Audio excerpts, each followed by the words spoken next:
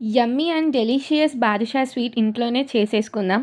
కావాల్సిన పదార్థాలైతే ఇవి: ఒక కప్పు మైదా పిండి, half table spoon baking soda, వంట సోడా అండ్ ఉప్పు వేసుకొని ఇలా జల్లెడ పట్టుకోవాలి.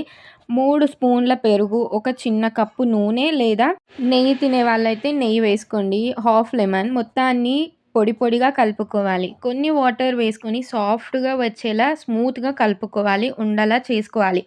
గట్టిగా అస్సలు వత్తుకోకూడదు. గట్టిగా వచ్చేస్తాయి. 10 మినిట్స్ వదిలేయాలి. చక్కెర పాకం కోసం 1 కప్ షుగర్‌కి 1 కప్ వాటర్ వేసుకొని మరిగాక 3 యాలకుల పౌడర్‌ని వేసుకోవాలి. పాకం రెడీ అయిపోయినట్టే. జెల్లా అంటుకుంటే చాలు. చిన్న పిండి ముద్దను తీసుకొని 2 చేతుల మధ్యలో ఒత్తుతూ రౌండ్‌గా చేసుకోవాలి. ఒక హోల్‌లా మధ్యలో ఒత్తుకుంటే సరిపోతుంది. రెడీ అయిపోయినట్టే. అలానే అన్నీ చేసుకోవాలి. ఇంకా లైట్‌గా కాగిన నూనెలో వేసుకోవాలి. 2 నిమిషాలకి వాటంతట అవే పైకొస్తాయి. 7-8 నిమిషాలకి ఒకవైపు కలర్ వస్తుంది. అప్పుడు మాత్రమే మలుపుకోవాలి. అప్పటి వరకు వాటిని కదిలించొద్దు. మరోవైపు కూడా అలానే కలర్ వచ్చేంత వరకు 7-8 నిమిషాలు పడుతుంది. అంతసేపు ఉంచాలి.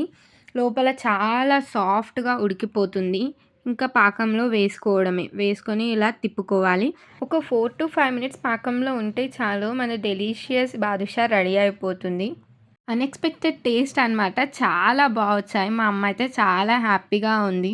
స్వీట్ కూడా చక్కగా సరిపోయింది. ఫుల్ వీడియో డిస్క్రిప్షన్‌లో ఉంది. మీరు ఇంట్లో ట్రై చేయండి. వీడియో నచ్చితే don't forget to like, share and subscribe.